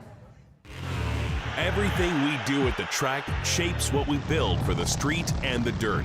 You can see how bad these guys want it. The race to the line. For us, racing is not for the trophies or the glory. We compete because it makes everything we do faster, more durable, and tested to a higher standard. For S&S, racing is the ultimate in proven performance, and we've been proving it since 1958. Okay, welcome back to the Dennis Kirk Motorcycle Studio. You're watching Shop Talk here on Sunday night with Chris and Heather, because Mark has the night off. He was coming back from Lead Sled's He's open probably house party. hungover. Oh, I can only imagine. He was with Pat from Lead Sled for 2 maniacs, days. maniacs. He's going to be hungover for the next week. So, hey, tonight we've been having a great conversation with Grant Peterson from Born Free, and really great. From right off the rip, we learned stuff about the show, the origin of the show, even the name that we had no idea, and really super appreciate this time with you tonight, dude. Oh man, it was my pleasure. When Lisa Ballard actually texted me last night, I was running errands, and again, we're a week out from Born Free, and she said, they had a last minute cancellation. Couldn't one of you guys jump on for a Zoom interview? And I'm always up for it. I know it's a important thing to do. My partner Mike he's a behind the scenes professional. He hates doing this kind of stuff, and has probably never touched the mic at Born Free. And I think it's also why our partnership works so good, is that I do all the stuff that he doesn't want to do, and he does all the stuff. That's why our partnership works so good, baby. There you go.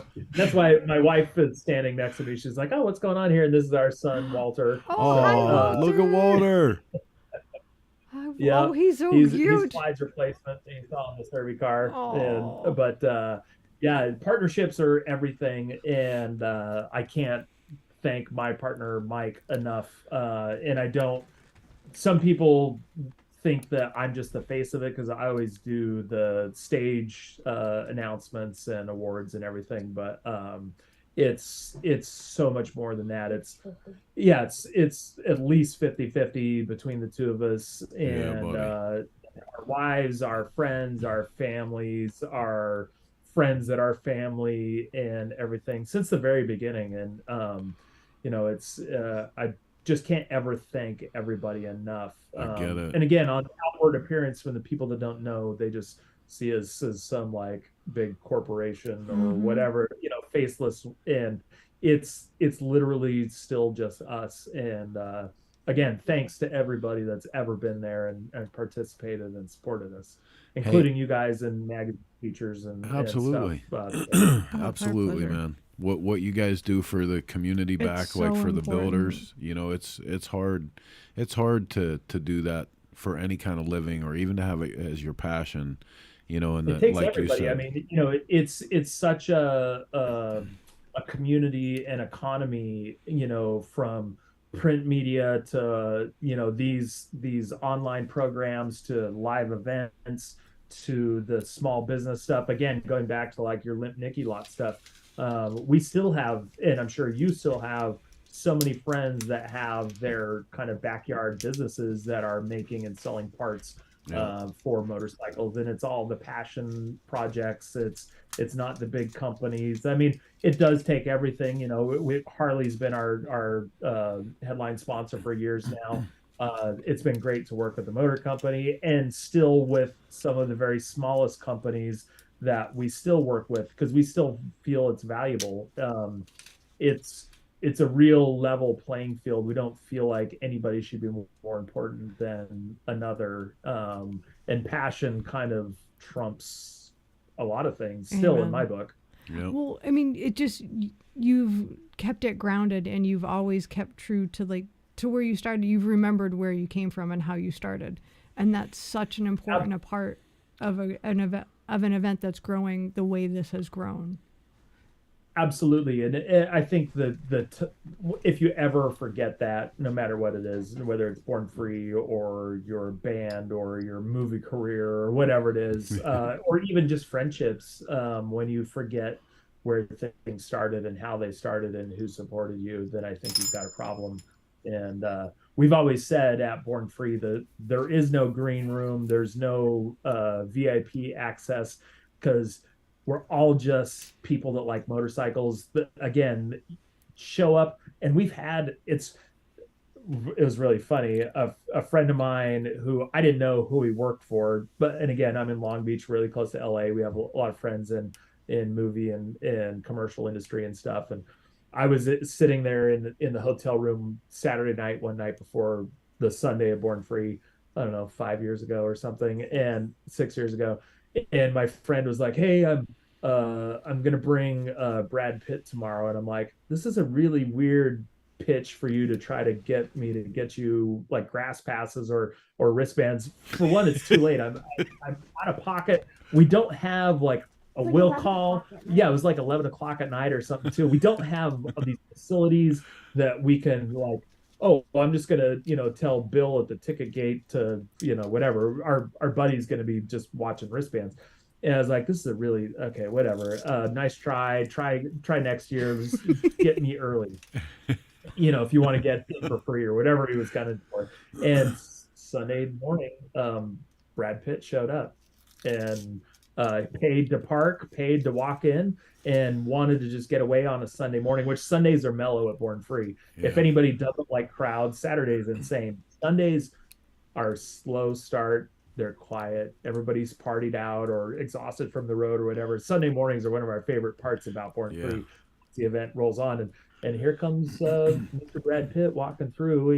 He's motorcycle enthusiast. I never met him, didn't know that he was coming. Really, I mean, again, I thought my friend was full of shit, and we wind up on the cover of People magazine with some of my wife's coworkers from the hair salon that were selling giveaway tickets for us. But literally, I mean, we didn't have anything special for him either, more than we would have for you guys. But I think that's what makes it so great is everyone is equal. That's how it should be. Yeah, just like just everybody being excited about motorcycles. And it's been really fun to work with a lot of the people that also a lot of the companies now that want to also be a part of Born Free and make something special and offer it to people at the show. And I mean, even not even kind of related to that, Born Free 3 or 4 and Lisa Ballard. Hi, Lisa and Dwayne, who I know you guys know well.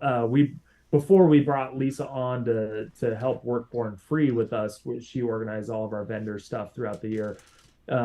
They were just a vendor, and it was still one day, and both Builtwell and Lisa came up the end of that day, and we're like, "Oh, thank you so much." Lisa was almost in tears. So thank you so much. We never sell anything at these like week-long events or whatever. And we sold everything we brought, and it was just. And there was that resounding thing in it. And again, it's like, let's help support. We're not going to be what we are forever. We're Born Free didn't start motorcycle shows. We're not going to be the biggest motorcycle show. We're not going to be going forever. So we have this small little like wrinkle in time where we have this like chopper buffet. Everybody pull up a chair and make yourself a plate. And let's make the most of this while we can, because it's not going to last forever. That's awesome. That's the tagline for the article this year: a chopper buffet. That's it. That's perfect. I love it. And I still I feel the same about it now. I mean, it's probably been 10 years since that happened, and we're in a very fortunate position with. Not going to say it wasn't through a lot of hard work and dedication on our part, but. I think that vibe, and we've still never had an arrest. We've never had seriously 14 years. Yeah. And we get, there's about 15,000 people on Saturday and 10,000 on Sunday. Again, even though it's 10 acres, it's still kind of a confined space. I mean, it gets packed and everybody's there. They're excited about motorcycles and they don't have idle time to really start shit. So, which is something we've worked really hard all these years to keep going, because there's been people that have been in the industry. I remember Shige from Moon Eyes. As Born Free got big and we moved to where we're at, he came up to us one year and he said, I've been going to these things for like 40 years and this is different. Mm-hmm. Like there's no tough guy stuff. And I said, yeah, we just want people are excited about motorcycles, and then you get to leave and you go home and like go about your business. But that's one of our most important goals still. Oh, that's awesome. Yeah, that's awesome, man. I'll tell you what, like a lot of that it's very admirable. It really is, because it's being on the inside of it, running stuff like this. I know the perils. I know the hurdles you have to cross. Like it's absolutely it's not hard. Easy. And especially for, you can do something like that for a couple years to be all, you're on your way to 2 decades of running that and keeping your values in check. That's pretty damn righteous. Well, and how long have you had Cycle Source going? 26 years. Yeah. Nobody's more surprised every month when there's a new magazine.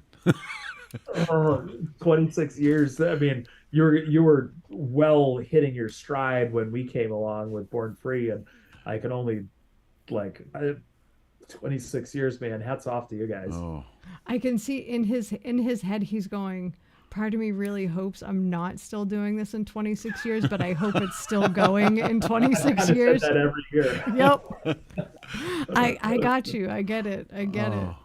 So But in all honesty, I don't really like the 11 months and 3 weeks or 4 weeks leading up to the show. I really like the event and when we're there tomorrow, starting to set up and all week, and even the craziness and the chaoticness and the amount of work live on site. That's my favorite part. I think Mike prefers the planning part, Yeah. but literally whatever the problem is or whatever we've had to go through when I'm there at the show, when people are there, it's hard for me not to just be excited because of the level of stoke that everybody has. And everybody has a different story every year. There's first timers every year that, again, whether it's first time to West Coast or Born Free or whatever, that energy, that positive energy about motorcycles and just having fun with motorcycles is really kind of the high point for me.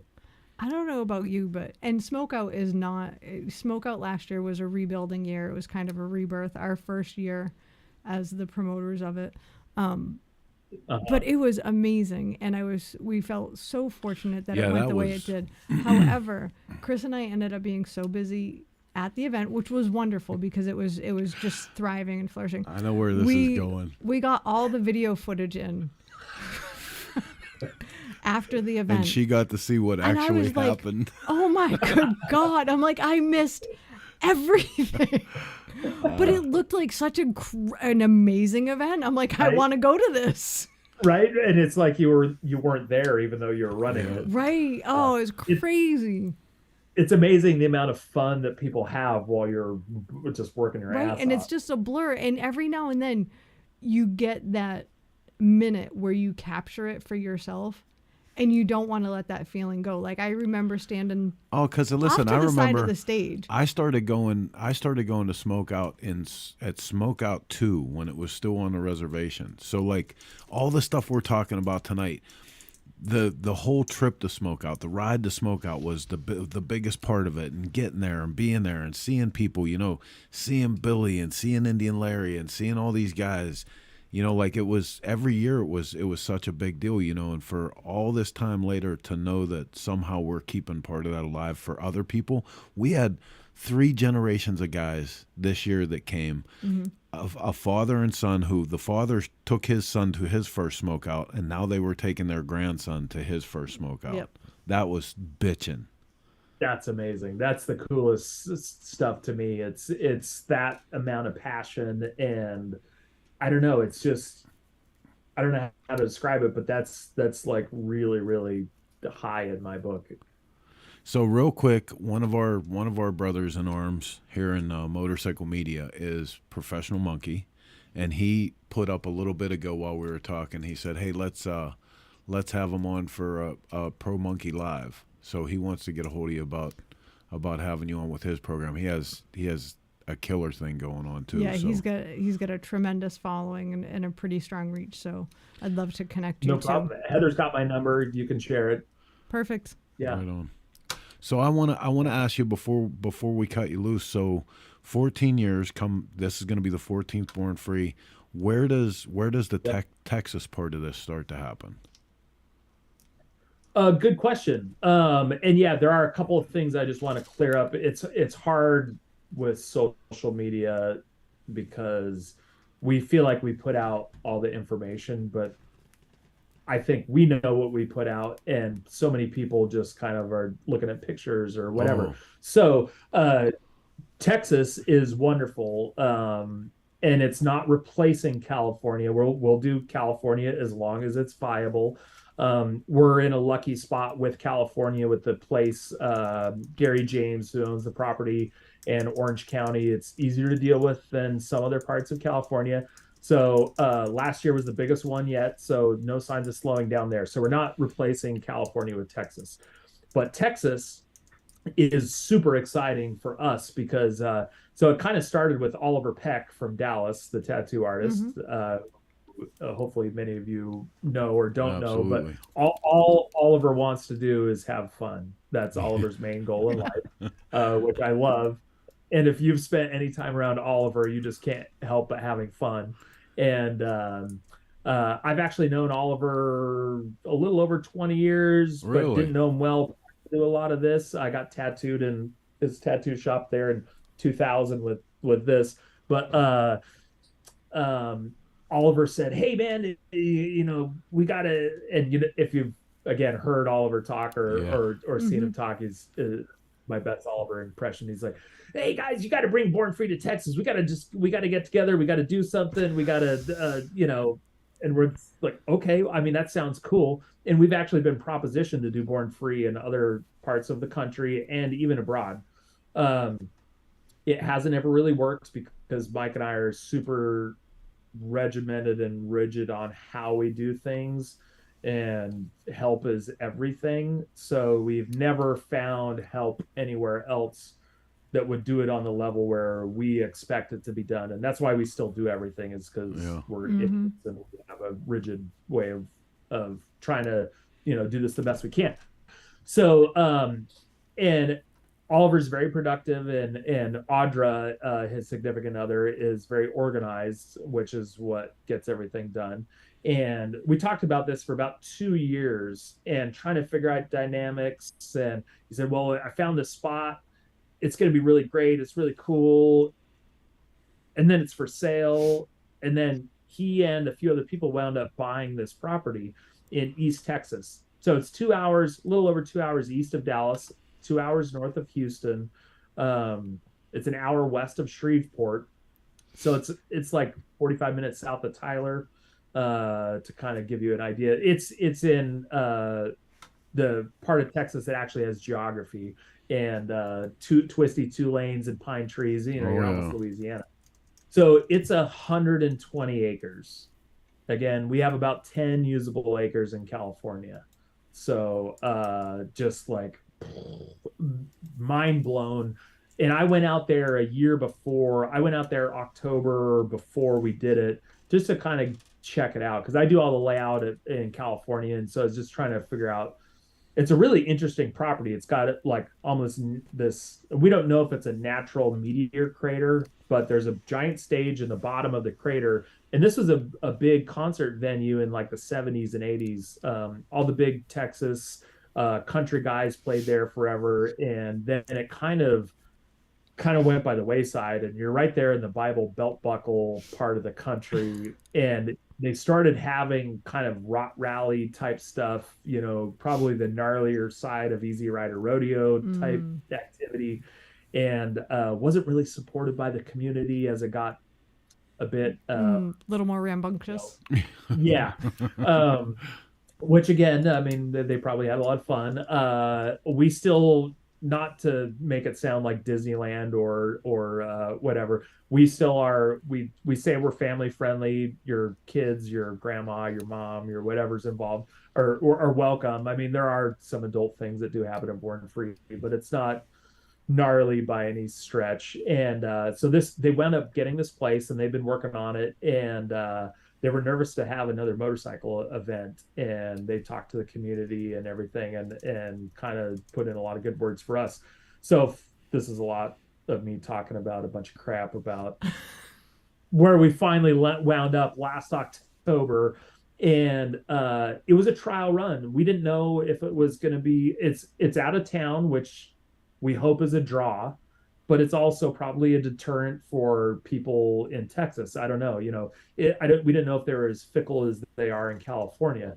So, but it's also centrally located. And when I was in the old car industry, I used to have to go, when I was at Classic Trucks magazine and Super Chevy magazine, I'd have to go to these good guys shows in the middle of the country in the middle of the summer, which was hotter than shit, in like Louisville, Kentucky, and DFW and Columbus, Ohio, in like July. But they were insane, huge events, despite the weather. And I think it's because it was pretty centrally located. So we know that as much of a draw as California was or has been, there's probably an equal amount of people, and especially more probably lately, that California might be a deterrent. Or the other thing is, if you can't get 2 or 3 weeks off from work or whatever, there's that too, that just time and money wise, for people that are on the East Coast or in the South or even Midwest, that maybe have always wanted to come to Born Free but can't. So this kind of seemed like a good idea to try. And that's what it was. I mean, we were crossing our fingers. We didn't know what to expect, well, like any first time event. And we had about 3,000 people there from all over. We had Canadians that rode down on panheads. We had guys from Mexico City. We had people from Philadelphia. We had people from Oregon, all that rode, let alone the people that drove. So it's kind of a really good reaction, equal and opposite to Born Free California. Not to talk any negative about California, but we do have a lot of things that we can or can't do, and space wise, regulation wise, permit wise, all that kind of stuff. So now we have all the space in the world. You can show up and not leave the property for 3 days. There's 150 RV spaces. There's 20 something acres or more potentially of woods for like dry tent camping. We have plenty of room for vendors. We've got there's a racetrack there. We did an AMCA swap meet with the Cherokee chapter dudes, Vic and everybody out there in Texas. We have the Ives Brothers Wall of Death, live music. They have a bar on site, one of the buildings. There's cabins for rent. I mean, it's really this like super exciting thing for us. We would kill to have this kind of thing in California because it's the growth that we have needed, but we just stay in the small fishbowl for California. And so who knows what could happen here in Texas. And again, it's private property. Dude. We don't it's the owner. It's brilliant. So it's brilliant. The Texas thing, exciting. The Texas thing. I mean, California. From my opinion, California is always going to be. It's always going to be the Mecca. It's always going to be the foundation of all this. But Texas is so brilliant because not only Oliver and his whole crew, like those guys are exceptional. But even all around Texas, like the vibe that's been going on in Texas, it's a killer scene. And you have the fact, like regular people don't think about Texas. Like it takes you from most parts of Texas to get out of Texas. It takes you like an entire day of driving. It's 1,000 miles. Yeah, to get from Austin to the other side is 1,100 miles. Yeah. So once you get something established there, like once Rot Rally got established, once the Lone Star Rally got established, those things are forever things because they immediately, like Texas natives make them that's their thing. You know what I mean? And absolutely. Some of that stuff has been changing, man. And I mean, what you guys are bringing to that, it's absolutely brilliant. Yeah, and we know now after doing this first one that we also have to, and we didn't go out there to expect to do Born Free California in Texas. We knew the format would have to be a little bit different. The feel would have to be different. So this is, I mean, for lack of a better term, we'll have a show day, like Saturday will be the main show day, but then almost, and I want to say this in a positive way, like we've got to have like almost like, and maybe I shouldn't say it this way, like motorcycle carnival type stuff. I mean, we've got to have absolutely like in rally type stuff. We got to have other things to keep people entertained and attractions and things going on. And again, it's such a huge, lovely property that there is so much like potential there. It's super exciting. So that's kind of the plan for now. And we've got October 19th, 20th, 21st, and 22nd this year is what we're planning. We're still trying to fill in some of the gaps, and we're going to try to get a lot of that stuff launched right after Born Free California here in July. So it's super exciting. It's definitely adding to our workload, but dealing or partnering up with Oliver and Audra and Sean and Heath and the other people at the Yellow Rose Canyon property. That's a good crew.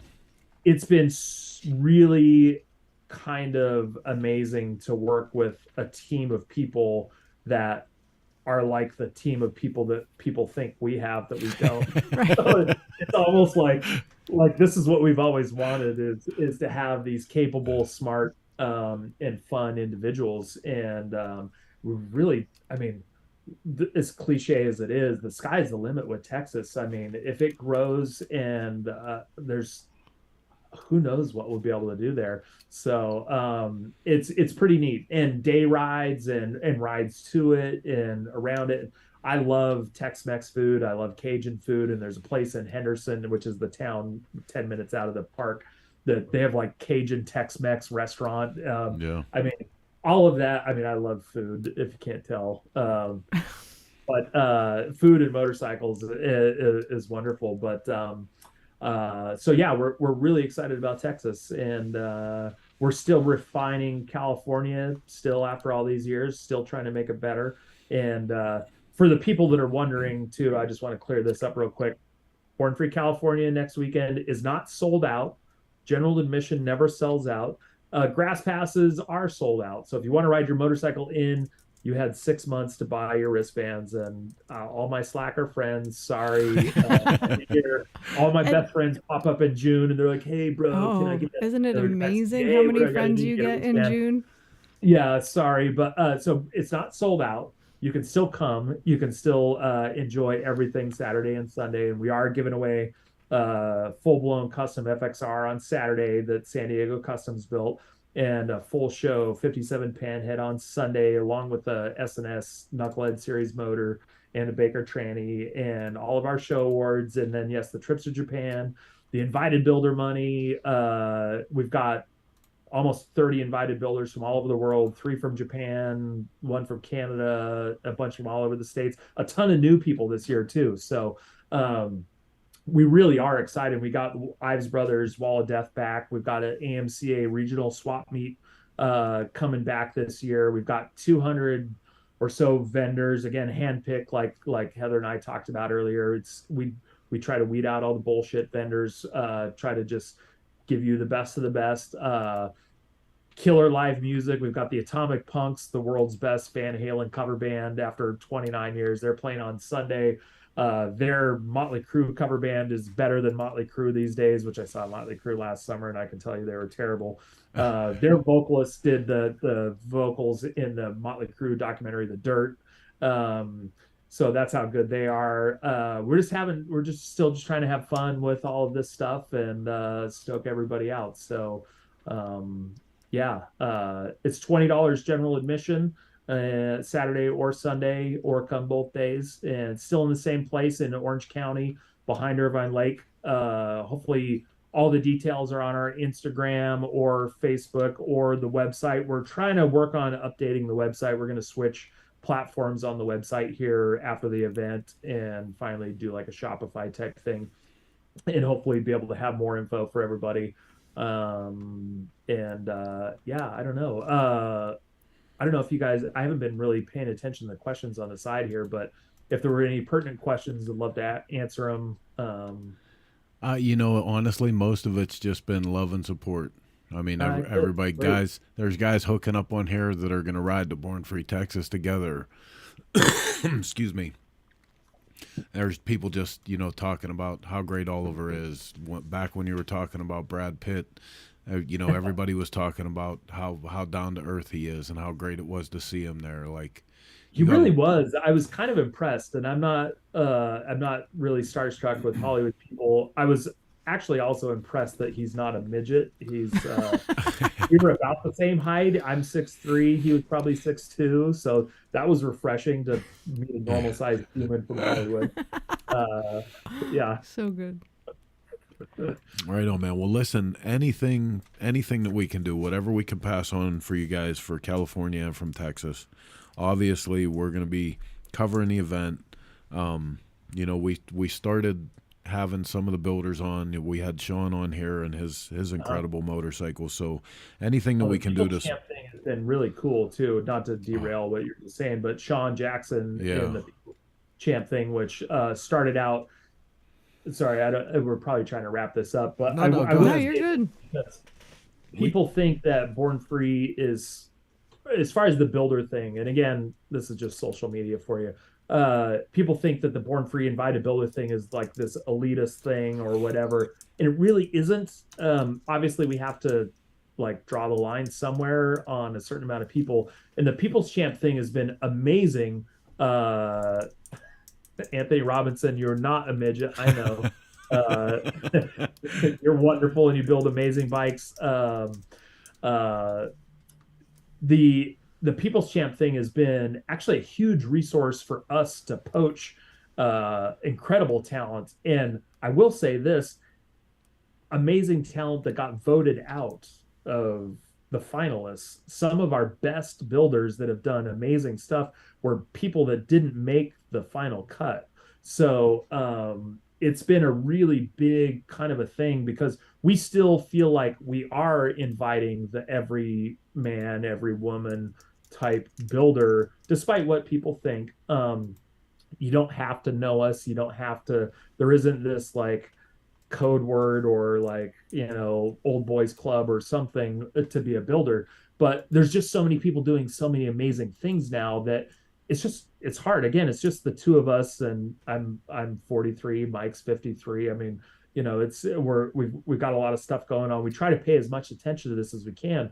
And the People's Champ thing has been bitching for really harvesting a lot of new talent and just giving people the outlet to do it. I know that every year they start with over 100 entries, and hats off to the Builtwell crew for being able to sort through all that. And then everybody, Cook's Corner has been around for a million years in San Diego or Silverado Canyon, where Born Free is. It's been a biker bar since like Street Chopper started. Tom McMullen posted pictures of Cook's Corner back in 69 or 70 when Street Chopper started. And the Friday of the People's Champ party before Born Free is their busiest night of the year for years now. So and it's still like a weekend biker. It's like the Rock Store in LA or Neptune's Net in LA. It's a fixture, but the Friday night People's Champ party blows them out of the water. So everybody still has a chance. There you go. Everybody still has a chance, and it still hasn't really changed at Cook's Corner. That's the same side that Tom McMullen had way back in the day in the magazine and stuff. So everybody can be a part of Born Free despite what your friends or the internet's told you. You just have to get involved. And the People's Champ contest has been a great way for people that we might not know about to get involved. No, I think that's killer. It's absolutely killer. A lot of support for the guys that are in that throughout the whole year, and like what a great way to foster young talent, to foster new guys into this. It's been fantastic. Even old talent. Yeah, right. Absolutely, man. Everything.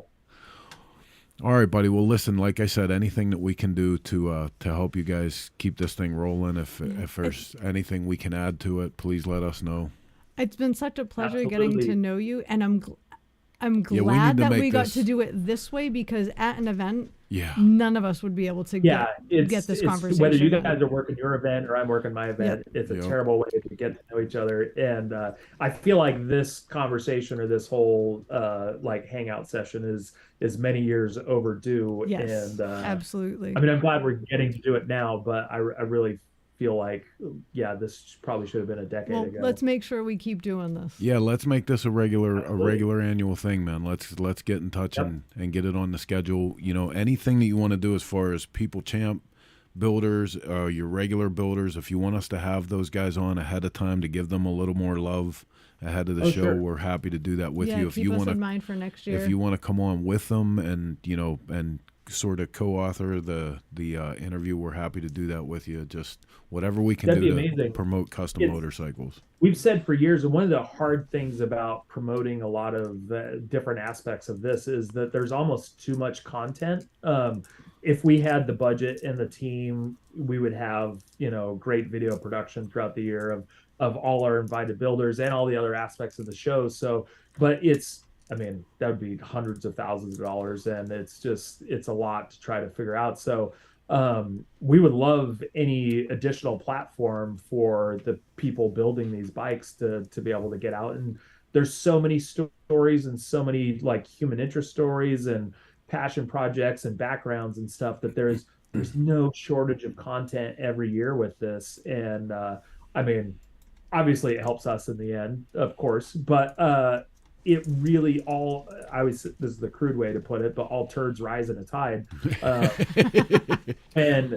And again, that's just pulling up your chair to the chopper buffet table. Amen. And we want all these, hi, Jason Sims won a bike. Yeah, that's the one thing. The only thing we have to keep from happening is Jason Sims cannot. How do you have like 52,000 motorcycles and win a chopper? Right. I didn't even know Jason liked choppers. That was crazy. That was crazy. So, and it's funny because I think he's actually enjoyed riding it. Oh yeah. But, yeah. When we pulled that ticket and Mike handed it to me, and I was like, does he spell Sims this way? Like, I was trying to think. I was like, this can't be Jason. And I'm looking at the ticket, and I'm like, Jason Sims. And I was like, oh yeah, it's a Phoenix number. Like, what? Wait. Oh, and then he comes up, and I'm like, of course. But that's also, which we've been lambasted over the years of rigging the giveaways, which we've given away over 30 bikes. And wow, we started. That's amazing. Yeah, and I will tell you this: the year that my dad wins a motorcycle, that's when we've rigged it. There's nobody else on that than my dad. So until then, it's not rigged. But so many people we know support what we do, and so there's a really good chance we know a lot of the people that win bikes, and it's happened over the years. Yeah. And like the year Max Schaff won one, oh my God, we were lambasted on the internet like we're the devil. Yeah. But Max bought a ticket just like Jason did, just like everybody else has done that's won these bikes, and somebody's got to take them. Yep. So you just have to be there to win. That's it, buddy. Well, Yeah. again, incredible job, you and your team. I'm You thrilled. should be very proud. Thrilled to see what's going on for you guys in Texas, because Texas needed that too. As much as I think that was brilliant for you guys to do, so. Texas needed that. Texas needed something to really, put their flag back down for custom motorcycles. And it's awesome. Agree. Yep.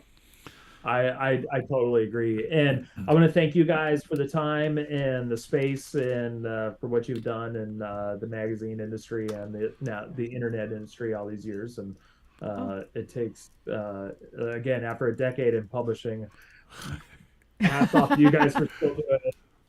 Oh, yeah, goodness. it helps be slightly crazy. Oh. Yep. Can't wait to have a beer with you guys at some point. Yes, sir. For sure. Yes, for sir. Sure. Maybe Texas. I forget what was going on last year, but maybe we can Maybe we can make swing Texas. Yeah. Yeah, that'd be great. Well, let's make sure we keep in touch, and I wish you the best of luck for a successful Born Free 14. Thanks, guys. All right, buddy. You take it easy. All right, you too. Take care. All right, guys. You're rolling into we're hitting the full 120 minutes. We say that 90 to 120 minutes, all the two-wheel bullshit we can fit. We're hitting it tonight. Fantastic show. Make sure you're getting out. I think Heather put all the links up for the websites. You want to go check out the websites for Born Free. Get all the last-minute details that you can. I know. If you can go. Don't miss it. Don't miss it. George Banks is here tonight. Oh, right on. Good so to see you, nice to George. have you with us, George. It's been a bit.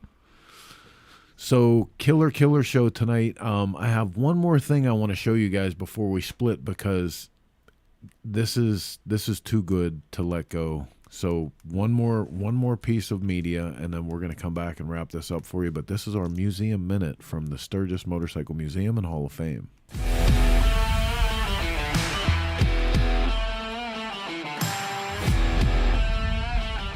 Hey everybody, it's Leah Whaley with the Sturgis Motorcycle Museum and Hall of Fame, and here's today's Museum Minute.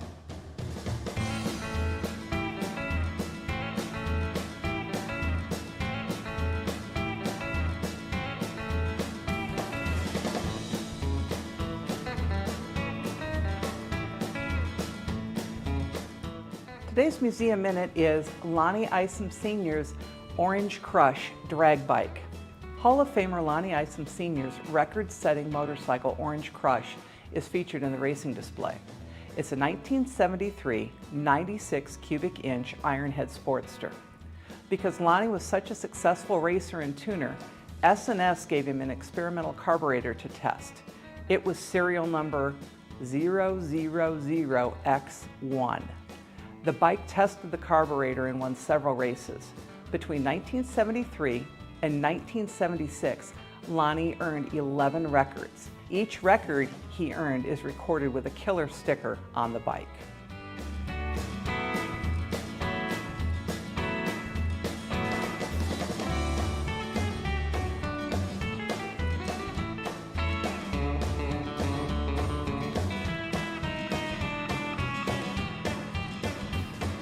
That's it for the Museum Minute today. Remember that you can see all these great motorcycles and more with memorabilia and amazing artwork here at the Sturgis Motorcycle Museum and Hall of Fame.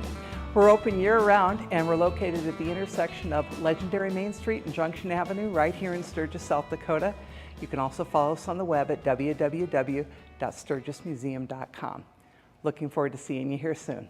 Bye now.